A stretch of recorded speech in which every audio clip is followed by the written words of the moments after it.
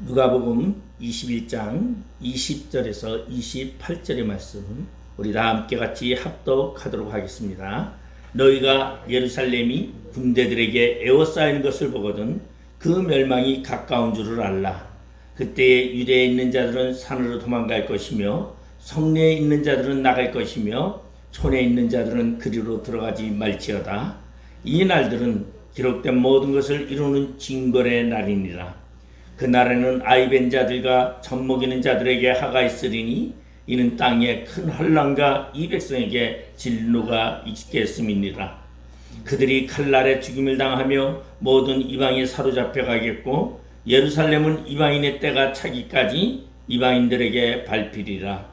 1월 성신에는 징조가 있겠고 땅에서는 민족들이 바다와 파도의 성난 소리로 인하여 혼란한 중에 공고하리라. 사람들이 세상에 임할 일을 생각하고 무서워함으로 기절하리니 이는 하늘의 권능들이 흘리겠습니다. 그때에 사람들이 인자가 구름을 타고 능력과 큰 영광으로 오는 것을 보리라. 이런 일이 되기를 시작하거든 일어나 머리를 들라 너희 속량이 가까웠느니라 하시더라. 아멘. 오늘 누가복음 21장 20절에서 28절의 말씀을 가지고 최후의 심판이라는 제목으로 우리가 함께 은혜를 나누고자 합니다. 예수님 당시의 성전은 헤롯이 건축한 것으로서 그 규모와 화려함으로는 솔로몬의 성전과 비교할 수 없을 정도로 아름답고 규모가 컸습니다. 그러나 그 성전에는 하나님의 영광이 없었습니다. 진정한 말씀 선포와 회개도 없었습니다. 탐욕에 눈이 먼 제사장들과 그리고 자신의 이익을 채우기 위한 욕심으로 성전 안에는 짐승과 비둘기 파는 장사치들과 그리고 한정상들로 진을 치고 있었습니다. 예수님께서 그러한 그 모습에 분노하시고서는 장사꾼들과 그리고 한정상들을 내쫓으면서 성전을 정화하였다고 지난주에 제가 설교로 말씀드렸습니다. 그러나 그들은 회개하지 않았고 예수님을 배척했습니다. 그리고 성전이 멸망할 것을 예수님이 말씀하셨습니다. 어떤 사람들은 성전의 웅장함과 화려함에 대해서 예수님께 묻습니다. 그러나 예수님께서는 이 성전이 돌 위에 돌 하나도 남지 아니할 정도로 철저히 파괴될 것을 말씀하셨습니다. 이 말씀을 들은 사람들은 놀라면서 이러한 일이 일어나려 할 때 무슨 징조가 있습니까? 라고 묻게 됩니다. 그러면서 예수님께서 예루살렘의 멸망과 성전 파괴에 대해서 예언하시면서 이 말이 일어날 징조에 대해서 말씀을 하고 있습니다. 그래서 오늘 본문 내용은 바로 예수님께서 예루살렘 멸망과 예수님이 재림하실 때에 일어날 징조에 대해서 말씀하고 있습니다. 예수님께서 예루살렘이 군대들에게 에워싸이면 멸망이 가까운 줄 알라고 말씀하고 있습니다. 그래서 오늘 본문 20절에 보니까 너희가 예루살렘이 군대들에게 에워싸이는 것을 보거든 그 멸망이 가까운 줄을 알라 이렇게 말씀하고 있습니다. 예루살렘을 포위한 군대는 다름 아닌 로마 군대였습니다. 유대 역사가 요세푸스는 이 전쟁에 직접 참전해서 군대를 지휘하며 로마군과 싸웠는데 그는 자기 저서의 유대 전쟁기에 이 모든 내용을 자세하게 기록했던 것을 볼 수가 있습니다. AD 66년에 로마 총독 플루투스라는 사람이 체납단 속주세 대신 예루살렘 성전에 있는 보물창고에서 17달란트의 금화를 몰수하는 일이 생기게 됩니다. 그러자 유대인들은 이에 대응해서 폭동을 일으키게 됩니다. 그러자 총독 플루투스는 폭동을 강경 진압하게 됩니다. 그러자 유대인들은 죽음을 각오하고 폭동을 일으키며 로마 군대에 맞서게 되었고, 결국은 시리아 총독 캐스티우스가 로마 제12군단을 예루살렘으로 진격시키게 됩니다. 그러나 예루살렘 공략에 실패하고, 그리고 반면에 이 유대민족 사람들은 로마 군단이 후퇴한 그 뒤에 로마 군을 습격해서 6,000명이나 되는 로마군이 전사하게 되는 사건이 일어나게 됩니다. 그러자 67년 봄에 로마의 장군인 베스파우시우스가 로마 군단을 이끌고 세계 군단을 이끌고 제5군단, 10군단, 15군단을 이끌고 예루살렘으로 진격하게 됩니다. 그 병력의 수가 6만 명이나 되는 그러한 로마군을 이끌고 68년 여름에 예루살렘을 포위하게 됩니다. 그런데 그때에 로마 황제 네로가 죽게 되었고, 그리고서는 로마에 정권 다툼이 일어나게 됩니다. 갈바와 오토와 비텔레우스 간의 정권 찬탈을 위한 혼란한 틈이 이루어지게 됩니다. 그러자 바로 베스파우스는 예루살렘에 1년 반 동안의 휴전을 선언하고, 그리고서는 로마 군인을 들고 로마로 귀환하게 되고, 그리고서는 1년 반이 지나서 69년 7월에 베스파우스는 바로 황제가 되게 됩니다. 그러자 그는 자신의 아들인 티투스에게 예루살렘을 정복하라고 4개 군단을 보내게 됩니다. 제5군단과 10군단과 15군단과 시리아에 있는 12군단을 총괄해서 바로 티투스 아들에게 예루살렘으로 진격하라고 합니다. 근데 예루살렘은 1년 반 동안 휴전이 있는 사이에 무엇이 있었냐면 유월절 절기가 있었습니다. 디아스포라라고 유대인들은 모두 흩어져 있던 그 유대인들은 3대 절기가 되면 예루살렘으로 모여서 하나님께 예배합니다. 근데 이 사람들은, 유대인들은 절대 예루살렘은 멸망하지 않는다고 생각하고 있습니다. 우리의 전능하신 하나님이 절대적으로 예루살렘을 지켜주시기 때문에 우리의 예루살렘은 절대 무너질 수 없고, 그 어떠한 자들도 예루살렘을 정복시킬 수 없다라고 그들은 믿고, 그리고 로마 군인들이 베스파우스가 들어와서 철수하고 1년 반 동안 휴전 있는 사이에 유월절이 지나게 되고, 그래서 많은 유대인들은 예루살렘으로 모여들기 시작합니다. 절대 우리 하나님이 예루살렘을 지켜주실 것이라고 믿고, 그리고서는 그것에 몰려드는데, 그때 몰려드는 예루살렘 안의 사람들은 예루살렘 성 안에 거주하는 사람뿐 아니라 이렇게 외부에서 절기를 지키기 위해서 들어온 수많은 사람들이 아주 포화 상태가 될 정도로 예루살렘에 가득 차게 되었습니다. 그러자 69년 7월에 이제 베스파스가 로마 황제가 되고, 그리고 70년의 봄에 티투스가 4개 군단을 이끌고 다시 예루살렘을 진격을 해서 예루살렘 성을 둘러싸서 5개월 동안 그 성을 둘러싸 전쟁을 하게 됩니다.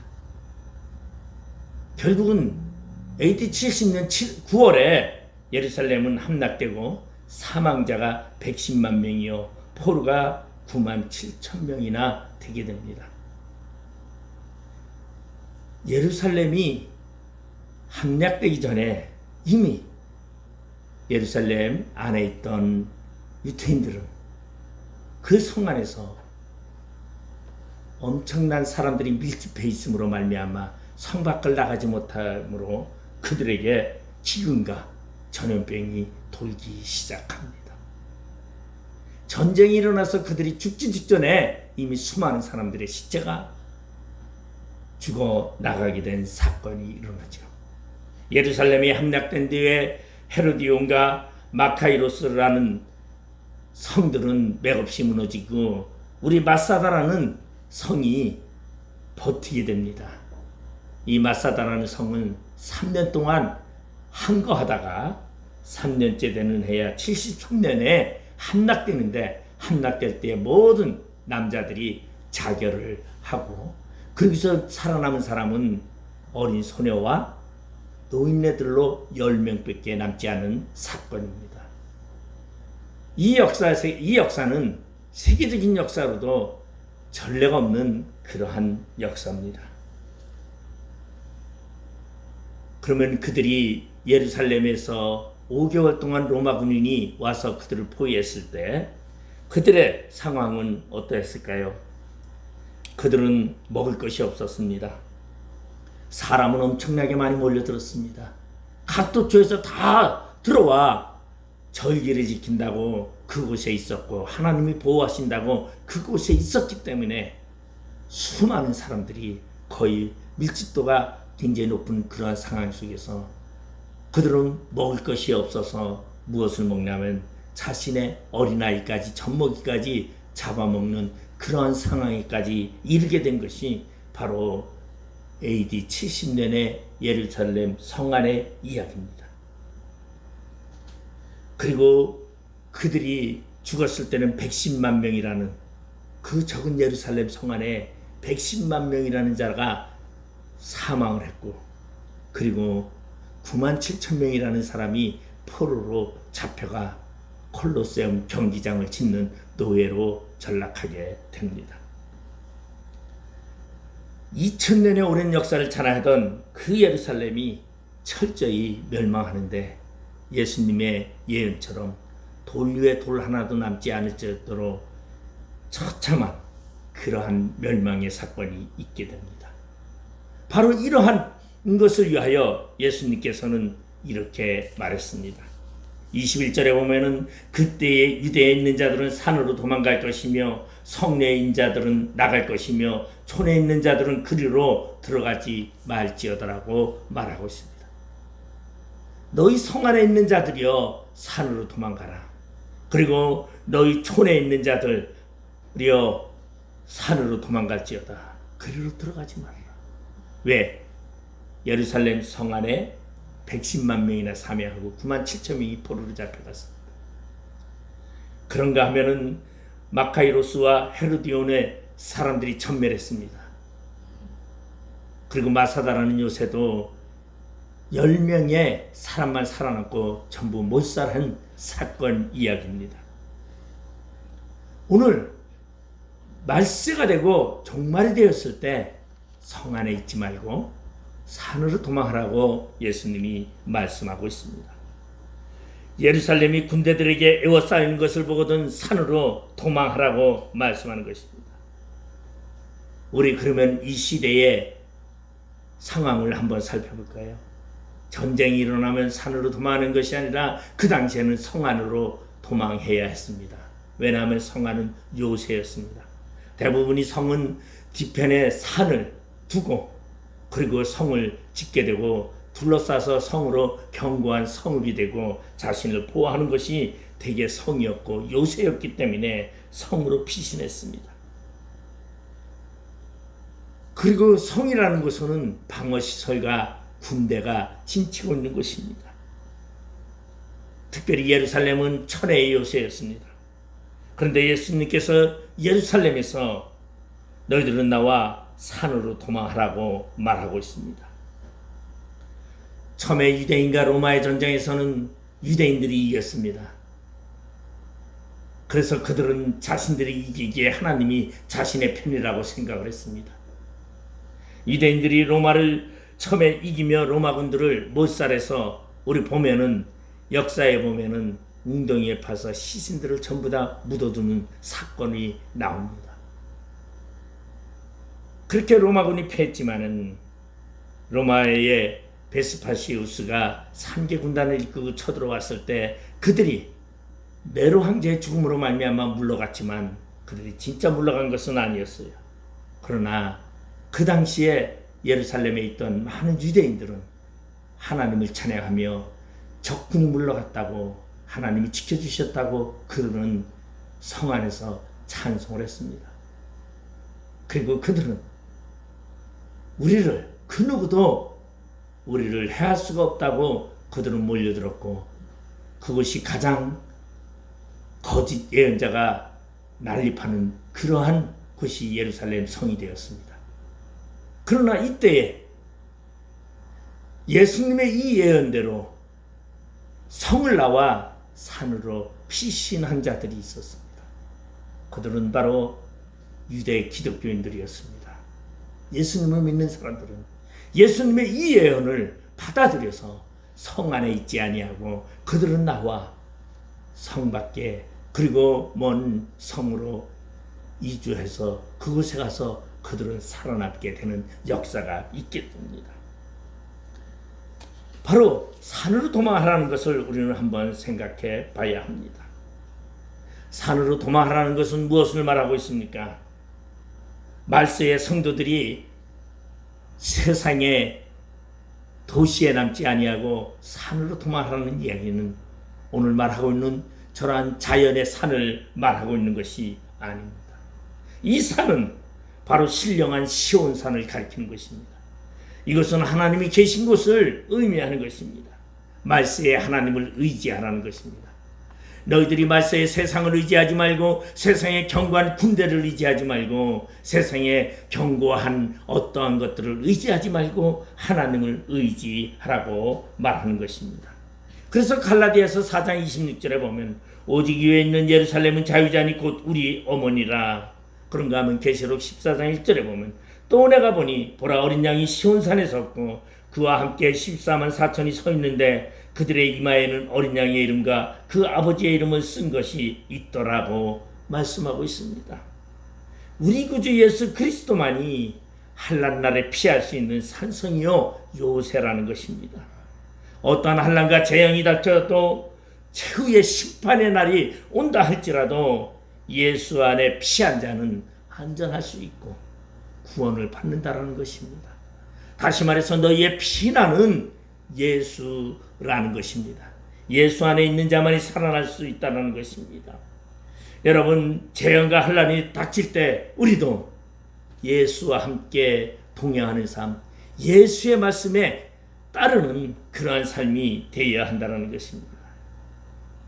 그저 막연히 유대인들은 하나님의 성전이 있는 예루살렘은 절대 멸망하지 않는다고 그저 그것만으로 생각하고 그들은 예루살렘 성 안에 있었습니다.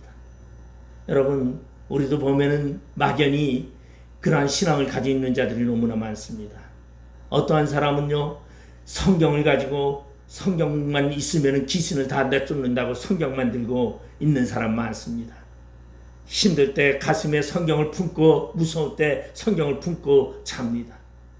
마음의 위로와 안정을 될지언정 진정한 나의 산성은 예수 그리스도라는 것입니다. 그래서 우리는 산으로 피난한 거와 예루살렘 성 안에 있는 것은 인위적인 것이요 세상적인 것을 말하는가 하면, 산으로 피신하는 것은 바로 하나님을 의지하고 하나님의 말씀을 따르는 표현을 말해주고 있습니다. 예루살렘 성 안에 있던 사람들은 자신 낳은 자녀들을 잡아먹고 그렇게 연명했지만 결국은 죽음에 이를 수밖에 없습니다. 나는 과연 오늘 예수 안에 살고 있는 삶을 살고 있는지 우리 자신을 돌아보아야 합니다.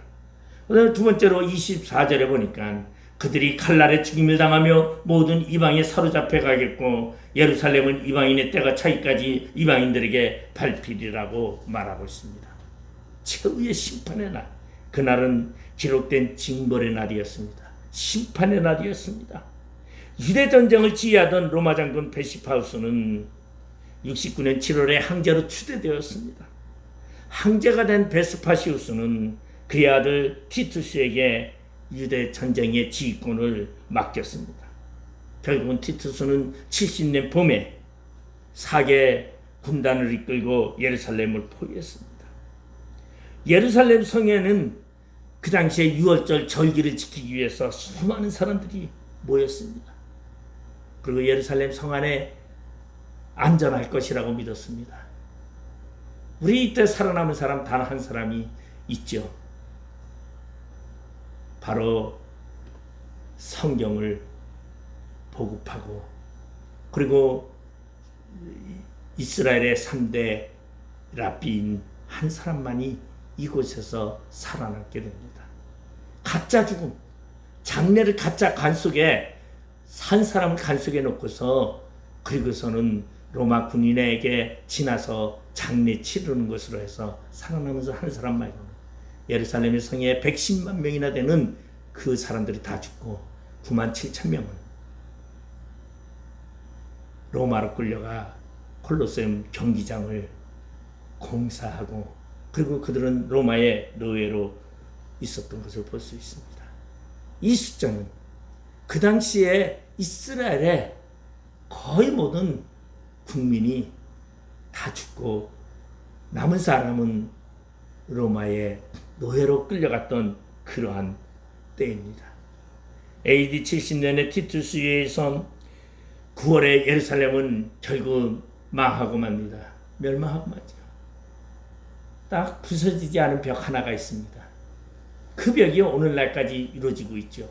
통곡의 벽이라고.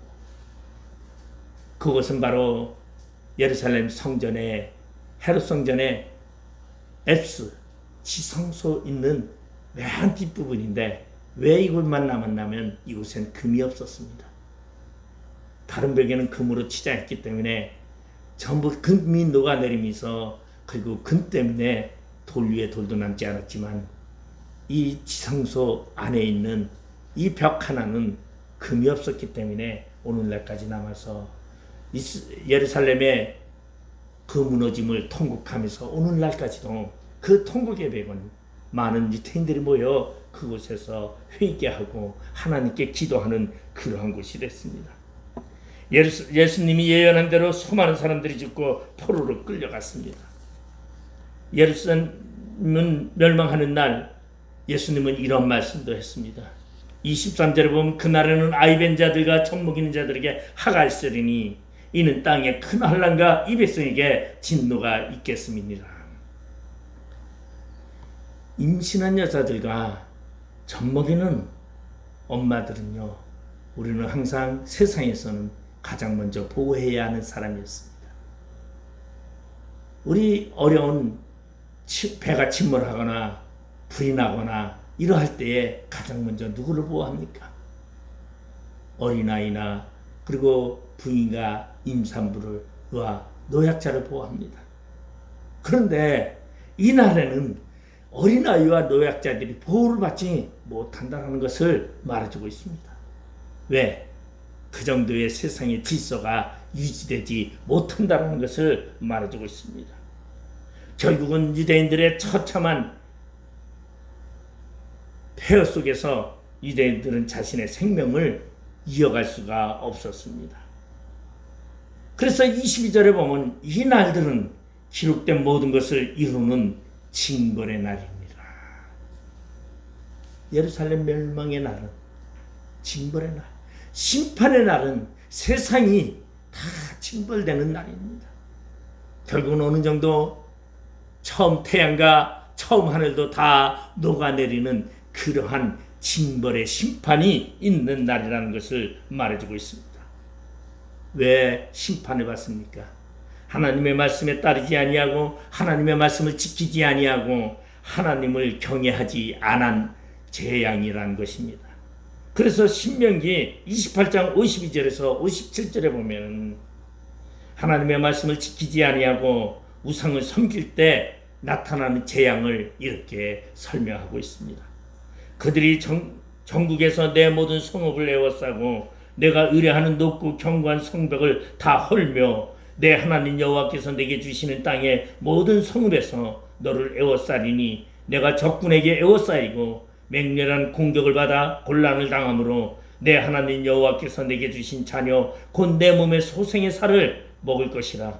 너희 중에 온유하고 연약한 남자까지도 그의 형제와 그의 품의 아내와 그의 남은 자녀를 미운 눈으로 바라보며 자기가 먹는 그 자네의 살을 그중 누구에게든지 주지 아니하리니 이는 내 적군이 내 모든 성읍을 에워싸고 맹렬히 너를 쳐서 곤란하게 하므로 아무 것도 그에게 남음이 없는 까닭일 것이며 또 너희 중에 온유하고 연약한 분이여 곧 온유하고 연약하여 자기 발바닥으로 땅을 밟아보지도 아니하던 자라도 자기 품의 남편과 자기 자녀를 미운 눈으로 바라보며 자기 다리 사이에서 나온 태와 자기가 낳은 어린 자식을 남몰래 먹으리니 이는 내 적군이 내 생명을 에워싸고 맹렬히 쳐서 곤란하게 함으로 아무것도 얻지 못함이리라.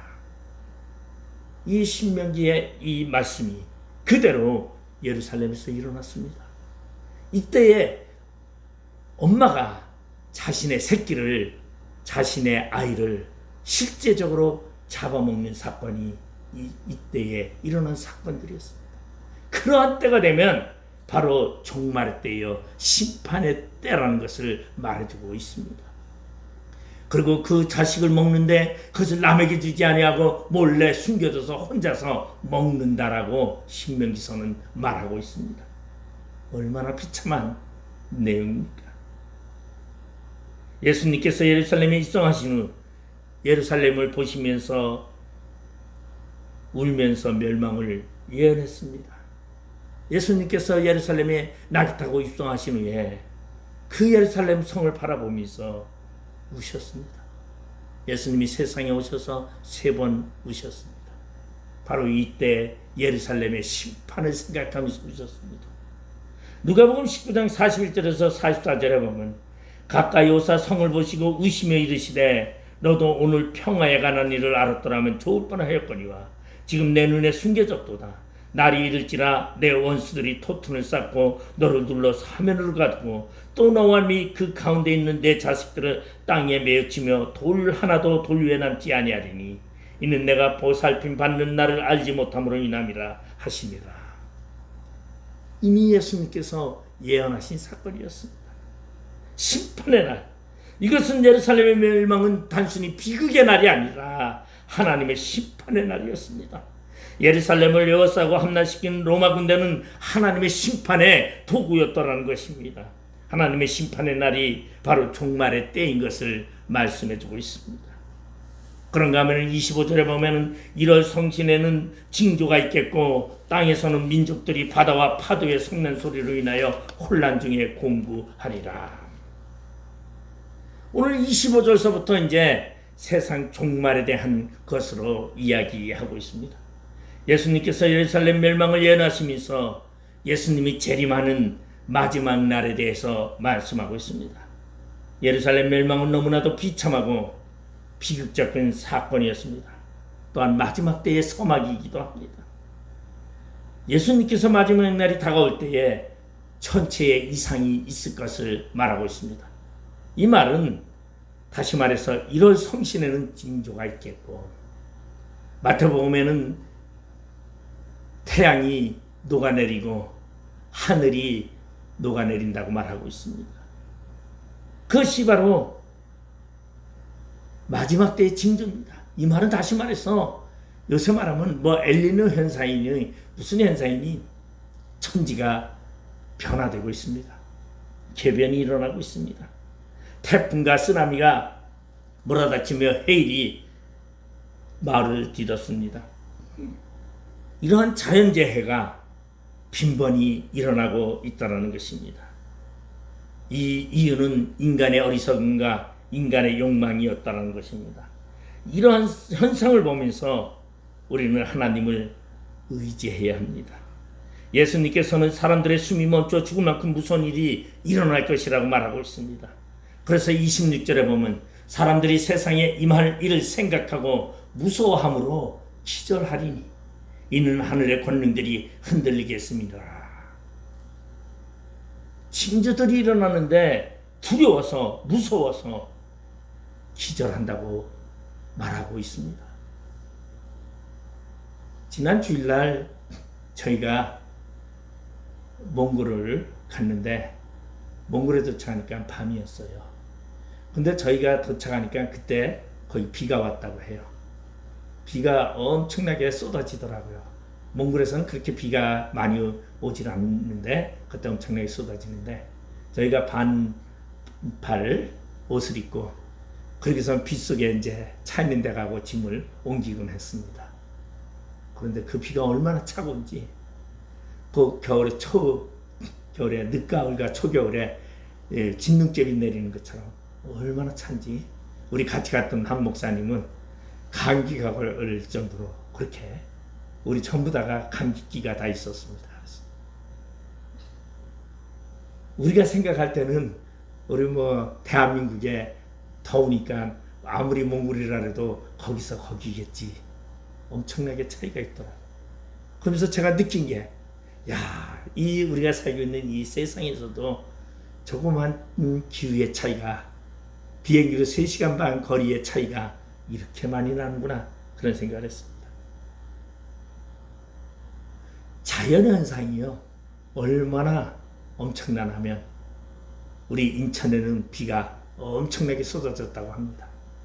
그런데 다른 동네는 다른 도에 가면은 비가 조금밖에 오지 않았다고 합니다. 이런 현상이 바로 천재이변이 일어난다는 것이.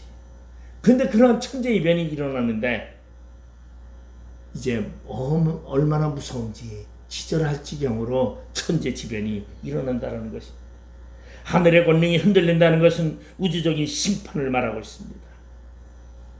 베드로후서 3장 10절에 보면 그러나 주의 날이 도적같이 오리니 그날에는 하늘이 큰 소리로 떠나가며 물질이 뜨거운 불에 풀어지고 땅과 그 중에 있는 모든 일이 드러나리로다. 결국은 피할 데가 없다는 것입니다. 그러한 때에 누가 오늘 본문 은혜 보면은 27절에 보면 그때 사람들이 인자가 구름을 타고 능력과 큰 영광으로 오는 것을 보리라고 말씀하고 있습니다. 이러한 심판의 날에 주님이 임재한다는 것이, 이게 최후의 심판의 날이라는 것입니다.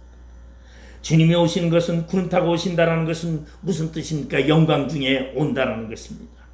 만왕의 왕으로 만주의 주로 최후의 심판장으로 주님께서 이 세상에 심판하시기 위해서, 그리고 구속받은 자들을 구원하기 위해서 오신다는 것입니다.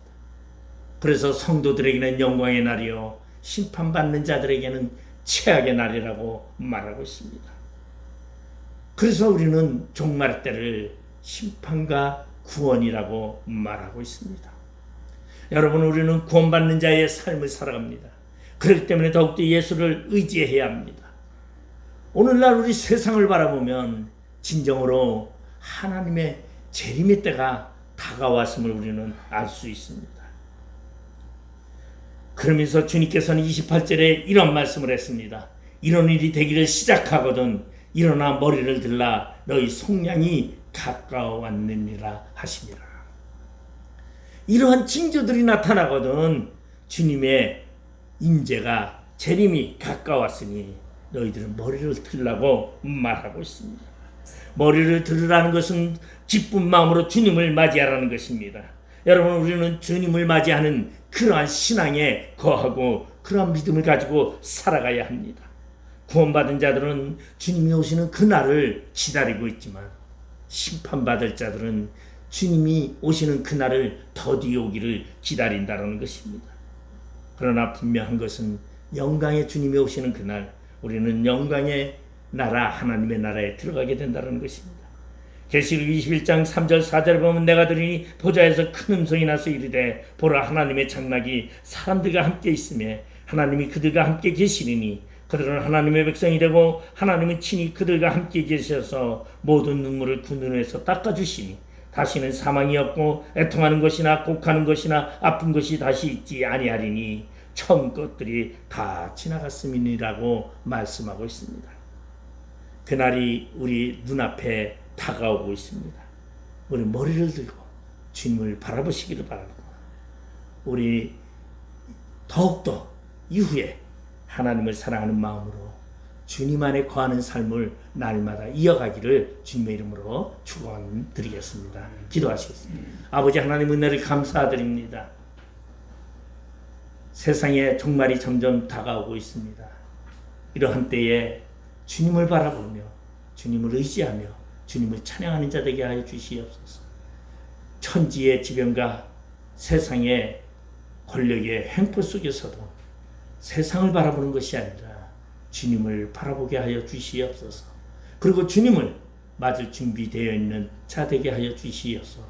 구원의 승리를 맛보는 주님의 귀한 백성 되게 하여 주시옵소서. 감사하며 예수님의 이름으로 기도드리옵나이다. 아멘.